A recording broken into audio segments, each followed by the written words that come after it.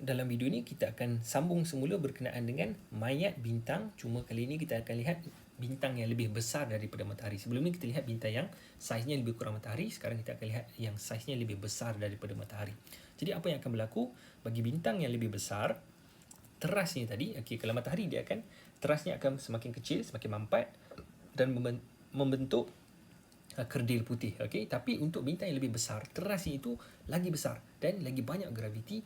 Jadi dia akan mampat dengan lebih banyak, gravitinya lebih kuat, dan dalam satu proses, bila dia mampat itu, dia akan tolak balik sehinggalah dia meletup. Sebahagian teras itu dia akan meletup dan menghasilkan fenomena yang kita panggil sebagai supernova lah. Kita mungkin pernah dengar istilah ataupun fenomena supernova. Jadi apa itu fenomena supernova? Jawapannya adalah apabila supernova ini adalah apabila berlakunya letupan teras bintang yang besar. Teras bintang yang besar bila dia meletup, itulah proses yang kita namakan sebagai letupan supernova. Jadi ini contohlah, ini bukan gambaran sebenar, ini cuma artist impression, lukisan saja. Jadi tadi kita sebut teras itu meletup, tetapi bukan keseluruhan teras itu akan hilang. Hanya sebahagian saja yang dia akan meletup, dan akan ada saki-baki teras daripada bintang tersebut, daripada mayat bintang ini, yang mana akan jadi salah satu daripada dua objek yang baki teras untuk bintang yang besar daripada matahari.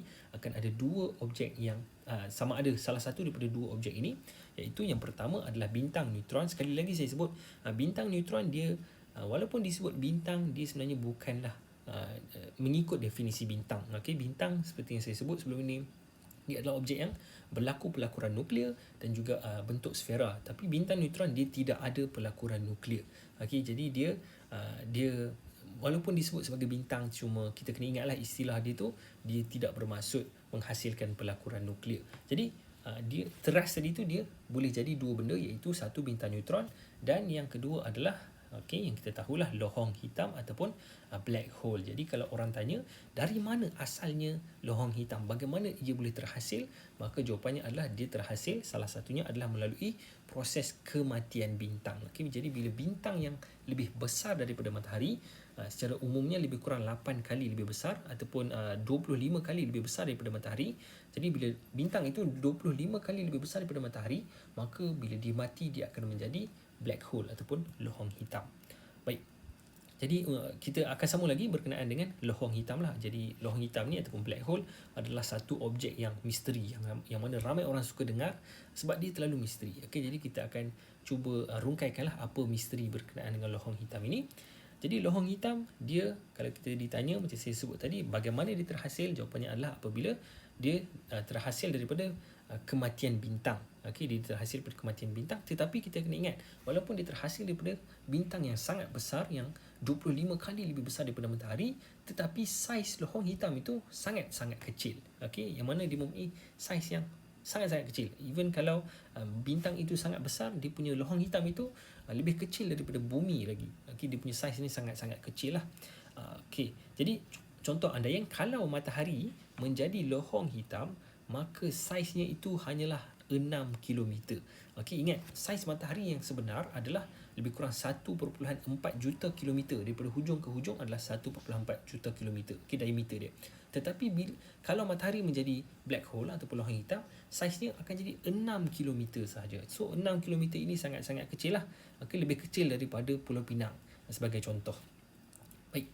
Jadi lohong hitam ini, dia satu benda yang menariknya adalah bila dia bercantum, dia tidak akan menghilang ataupun dia tidak boleh nak delete antara satu sama lain. Sebagai contoh, kalau bumi ataupun planet berlanggar dengan planet, maka dia akan pecah.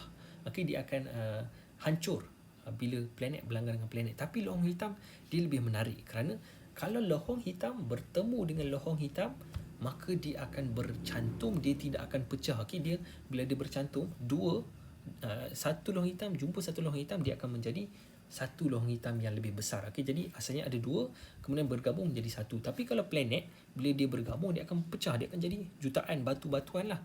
Itu berbezanya dengan lohong hitam, yang mana bila dia bercantum, dia akan jadi satu lohong hitam yang lebih besar. Jisim dia lebih besar, dan bila proses pencantuman ini berlaku, dia akan menghasilkan gravitational wave ataupun kita sebut sebagai gelombang kegravitian ataupun gelombang graviti lah yang kita dengar dan juga telah pun dijumpai pada tahun 2015. Okey, pertama kali dikesan pada tahun 2015.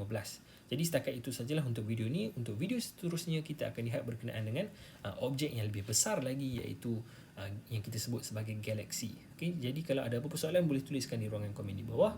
Kita jumpa lagi pada video yang akan datang.